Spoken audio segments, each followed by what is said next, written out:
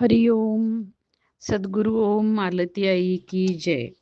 व्रजभूमीतील भक्त कथामालेत मी अनुप्रिता थत्ते तुम्हा सर्वांचं स्वागत करते. या कथामालेतली 74वी कथा आज आपण सुरू करूया. ही कथा आहे श्री कामिनी कुमार घोष यांची, जे आपल्या उत्तर आयुष्यामध्ये वृंदावन येथे राहू लागले. ही कथा संसारात राहून अत्यंत श्रेष्ठ अशा भक्तीच्या शिखरावरती आरूढ होणाऱ्या एका सद्गृहस्थाची आहे. आपल्या ह्या पुस्तकाचे लेखक जे कपूर महाशय, ते ह्यांना भेटायला गेले होते. तेव्हा हे कामिनी कुमार घोष वृंदावन येथील श्री गोपेश्वर महादेवाच्या जवळ एका घरात राहत होते. त्यांच्या घरी जेव्हा लेखक दर्शनासाठी त्यांच्या गेले, तेव्हा घोषबाबूंचं वय हे बहुधा 100 वर्षापेक्षाही अधिक होतं. आपल्या घराच्या दुसऱ्या मजल्यावरती व्हरांड्यामध्ये भिंतीला टेकून ते पद्मासनामध्ये बसलेले होते. तिथे त्यांची मुलगी श्रीमती व्रजरंगिनी ही लेखकांना घेऊन गेली. त्यांना जेव्हा लेखकांनी बघितलं, त्यावेळेला त्यांना असं दिसलं की त्या घोषबाबूंचे सजल असे नेत्र अर्धोन्मीलित होते आणि हातामध्ये माळा झोळी होती, म्हणजे माळा ठेवण्याची पिशवी असते ती होती, आणि ओठ नामस्मरणामध्ये हलत होते, परंतु त्याचा नामस्मरणाचा बाहेर आवाज येत नव्हता. ओठ जरी हलत होते तरी त्यांना बाह्य ज्ञान अजिबात नव्हतं. त्यांच्या अवस्थेची कल्पना अर्थातच घरातल्या सर्व लोकांना असल्यामुळे त्यांच्या मुलीने आपल्या वडिलांना थोडं उच्च स्वरामध्ये राधेश्याम असं म्हणून हाक मारली. त्याबरोबर त्यांनी डोळे उघडले. मग लेखकांनी त्यांना नमस्कार केला आणि त्यांच्याशी बोलण्यासाठी त्यांच्याजवळ ते बसले. बोलायसाठी म्हणून लेखक बसले खरे, पण एखादं दुसरं वाक्य जरी त्यांना विचारलं, काहीही प्रश्न विचारला, तरी केवळ 1-2 शब्दामध्ये ते उत्तर देत आणि पुन्हा गप्प होऊन जात. त्यांचं ते बोलणं आणि नंतर गप्प बसणं यावरून असं वाटत असे की ते आपल्या आतमध्ये अत्यंत आनंदाची अशी अनुभूती घेत आहेत आणि त्यामुळे तो आनंद त्यांना वारंवार आतच ओढून तिथेच धरून ठेवतोय. त्यामुळे त्यांना प्रश्नाचं उत्तर देण्यासाठी प्रयत्न करावे लागत होते. एखादा प्रश्न विचारल्यावर ते काही सांगू इच्छित असत आणि सांगता सांगता अर्धवटच वाक्य सोडून थांबून जात. जणू काय त्यांचं त्याच्या पुढचं मौनच त्या उरलेल्या उत्तराची पूर्तता करणार आहे. पण आपण असं काहीतरी अर्धवट बोलून थांबलोय याची त्यांना जाणीव असावी असं वाटत नसे. शेवटी थोड्या वेळाने त्यांना नमस्कार करून लेखक खाली आले आणि मग त्यांनी घरातल्या लोकांशी बातचीत केली. घरातल्या लोकांच्याकडे चौकशी करताच त्यांना कळलं की सध्याची ही जी त्यांची अवस्था आहे, ती नेहमी अशीच असते, ही त्यांची सहज स्थिती आहे. ते कायमच अशा प्रकारे श्रीकृष्ण लीला चिंतनामध्ये बुडून राहतात आणि त्यांना बऱ्याच वेळेला बाह्य ज्ञान नसतंच, ते अंतर्मना अवस्थेमध्येच असतात.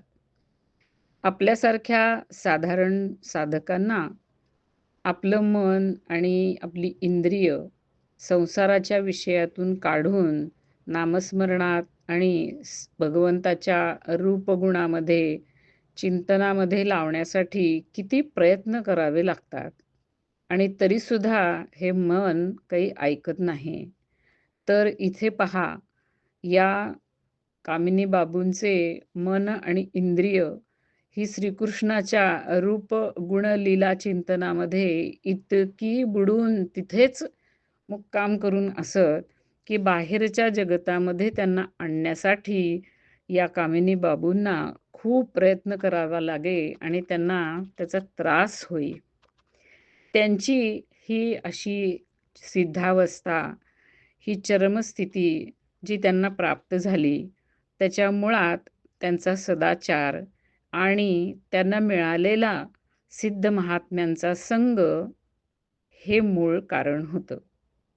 भगवत कृपेने त्यांना जीवनाच्या सुरुवातीपासून ते अगदी शेवटपर्यंत अनेक सिद्ध महात्म्यांचा संग मिळालेला होता. त्यांचे वडील श्री गोविंद मोहन घोष हे स्वतः श्रीकृष्णाचे परमभक्त होते.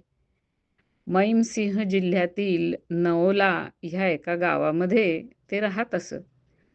पण त्यांचा भक्तिभाव इतका श्रेष्ठ होता, की त्या भक्तिभावाची ख्याती दूर-दूरपर्यंत पसरलेली होती आणि दूर-दूरचे लोक त्यांना एक श्रेष्ठ भक्त म्हणून ओळखत असत आणि त्यांच्यावरती लोकांची फार श्रद्धा होती. श्री गिरिधारीची उपासना त्यांच्या कुळामध्ये प्रथमपासूनच होती. त्यामुळे साधू वैष्णवांचा सत्संग, कथा कीर्तन, भगवत चर्चा, सप्ताह अशा प्रकारची रेलचेल ही त्यांच्या घरी नेहमीच असे. वारंवार ह्या गोष्टींचं आयोजन केलं जात असे. त्यामुळे लहानपणापासूनच श्री कामिनी कुमार यांच्यावरती या सर्वाचा संस्कार किंवा प्रभाव पडणं हे अनिवार्यच होतं. त्यांच्या मनाच्या अत्यंत सुपीक आणि संस्कारक्षम अशा निरोगी आणि स्वच्छ अशा भूमीवरती भक्तीचं बीजारोपण हे अशा प्रकारे घरातच अगदी सहजपणे झालं. त्यांनी प्राथमिक शिक्षण आपल्या घरी राहून आपल्या गावातच घेतलं आणि मग पुढील शिक्षणासाठी ते कलकत्ता येथे पाठवले गेले. तिथे त्यांनी BAची परीक्षा दिली आणि ती डिग्री घेतल्यानंतर LLBची परीक्षा देऊन LLBची ही डिग्री घेतली. कलकत्त्यासारख्या जिथे भक्तीचा पूर्ण विस्तार होता, अशा ठिकाणी गेल्यामुळे साधू संतांचा संग तर तिथे त्यांना खूपच मोठ्या प्रमाणावर मिळाला आणि साधूंच्या सहवासाची संधी त्यांना भरपूर तिथे मिळाली. ते कॉलेजमध्ये जाणं आणि अभ्यास करणं ह्याच्यामध्ये एवढाच वेळ घालवत, की जितका पास होण्यासाठी आवश्यक आहे. आणि बाकी सगळा वेळ ते अशा साधू संतांच्या सहवासामध्ये घालवत असत.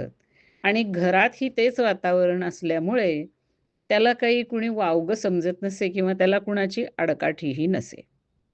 ते स्वतःचा स्वयंपाक स्वतः करत, म्हणजे तेवढासुद्धा दुसऱ्यांशी संबंध यायला नको. आणि आपले जे मित्र असत वर्गातले वगैरे आणि इतरसुद्धा काही लोक त्यांच्याशी ते अगदी कामापुरता संबंध ठेवत असत आणि अशा प्रकारे आपल्या भक्तिभावाची त्यांनी रक्षाही केली आणि त्याची चेष्टाही कधी होऊ दिली नाही. BA आणि लॉ ही परीक्षा दिल्यानंतर अर्थातच त्यांच्या आई-वडिलांना आता त्यांचं लग्न करावं असं वाटू लागलं. पण कामिनी बाबू यांना काही लग्न करायचं होत नव्हतं. आजपर्यंत आपल्या आई-वडिलांच्या इच्छेच्या विरुद्ध त्यांनी कधीही काहीही केलेलं नव्हतं. आपल्या आई-वडिलांवरती ते अतिशय प्रेम करत आणि त्यांचा अतिशय सन्मान करत आणि आई-वडील होतेच तसे. त्यामुळे आता कामिनी बाबू मोठ्या धर्मसंकटात पडले. आता त्याच्यासाठी सल्ला कुणाचा घ्यावा? तर त्यांचे जे मोठे भाऊ होते ह्या कामिनी बाबूंचे, त्यांचे जे सासरे होते श्री हरिसुंदर भुंजा हे एक मोठे सिद्ध महात्मा होते. ते नेहमी आपल्या राधाकृष्णाच्या भावामध्ये राहत असत. राधाराणीच्या चरणांची जराही विस्मृती ते कधी स्वतःला होऊ देत नसत.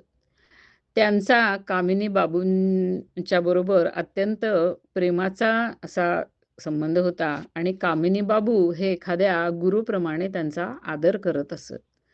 भजन साधनाच्या संबंधात कुठलीही जर अडचण आली किंवा काही शंका आली तर ते त्यांनाच विचारत असत आणि ते जे काही सांगत ते ऐकत असत. त्यांना पटत असे. त्यामुळे अर्थातच आता विवाहासंबंधी सुद्धा त्यांनी या श्री हरिसुंदर बाबाजी यांच्याशीच विचारविनिमय केला. तेव्हा श्री हरिसुंदर बाबाजी त्यांना म्हणाले, की "हे पहा, विवाह करणे किंवा न करणे ह्याचा भक्तीशी काहीही संबंध नाही. साधक विवाहित असू दे किंवा अविवाहित असू दे, त्याने जर स्वतःला राधाराणीची दासी समजलं आणि तोच अभिमान ठेवला, तर त्याचं काम होतं.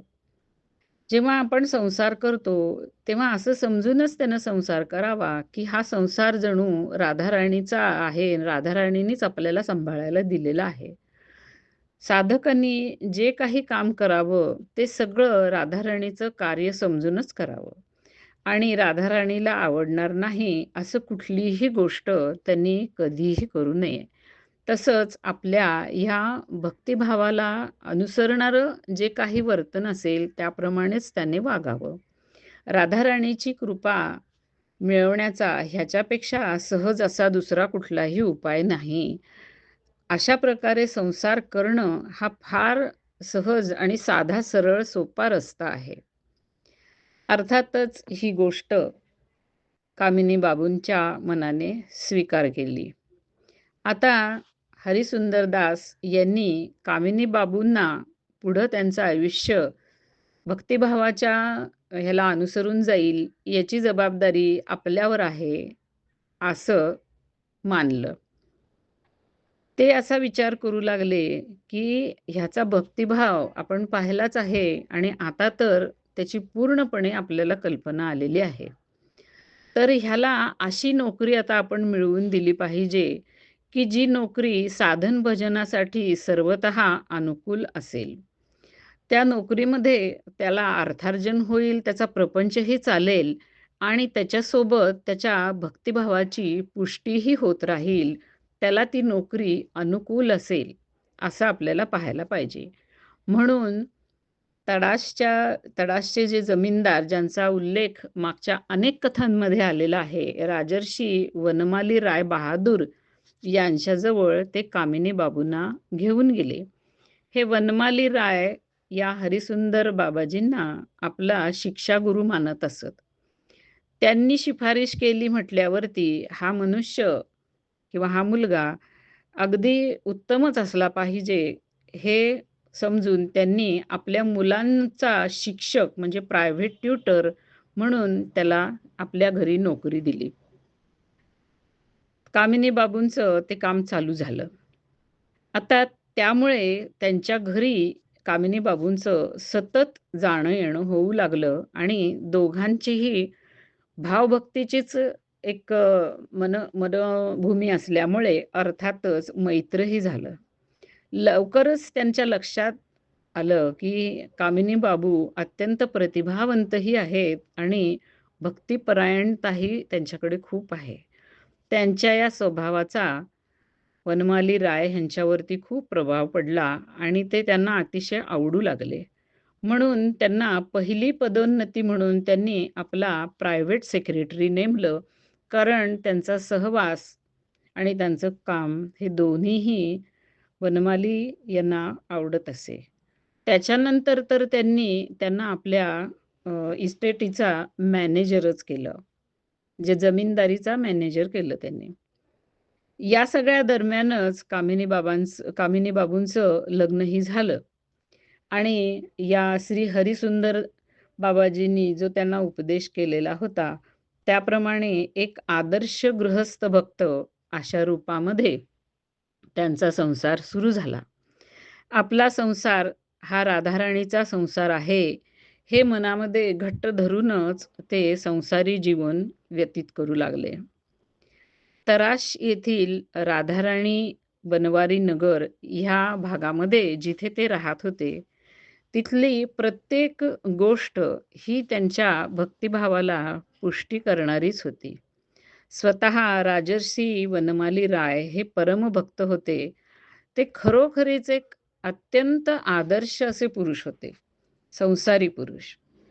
ते त्यांच्या घरामध्ये आपली कुलदेवता विनोदिनी म्हणजेच श्रीकृष्ण आणि श्री राधा यांना स्नान, शृंगार, भोग आणि आरती वगैरे सगळी सेवा ही स्वतःच्या हाताने ते करत असत. या श्रीकृष्ण आदी आणि राधा या आपल्या देवतेचे ते वेगळ्या-वेगळ्या प्रकारे खूप लाड करत असत. म्हणजे त्यांची खूप चांगल्या प्रकारे सेवा आणि शृंगार वगैरे करत असत. त्यांच्या घरी राधाकृष्णाचा कुठला ना कुठल्या प्रकारचा उत्सव हा नित्य होत असे. त्यामुळे कथा, कीर्तन, साधुसंग हे सगळं काही या श्रीकृष्ण आणि राधेच्या अ, सेवेचं एक अंग या रूपामध्ये होत राहत असे. त्यामुळे अर्थातच कामिनी बाबूंना हे आपलं आवडतं क्षेत्र सहजीच प्राप्त होत असे. कामिनी बाबू हे जरी जमीनदारीचे मॅनेजर म्हणून काम पाहत होते, तरी अशा प्रकारच्या कथा कीर्तनाच्या वेळेला वनमालींना आपल्याबरोबर ह्या सगळ्याच्या सेवेसाठी ते लागत असत. मग त्यावेळेला त्यांचं ह्या रियासतीचं काम बाकी कुणाला तरी सांगितलं जाई. ते जणू काय नोकर होते, ते वनमाली रायचे नाही, तर राधाकृष्णाचे नोकर होते. अशा पद्धतीने त्यांचं आयुष्य तिथे अगदी एका बाजूनी अगदी चांगली गृहस्थी म्हणजे चांगला संसार आणि दुसऱ्या बाजूने अगदी भक्तिभावाला पोषक असं आवडतं वातावरण, अशा प्रकारे अगदी आनंदाने चाललेलं होतं. त्यामुळे यापुढील आयुष्यातही त्यांना ह्याचा खूप लाभ झाला. त्याबद्दल आपण पुढील भागामध्ये ऐकूया. हरी ओम.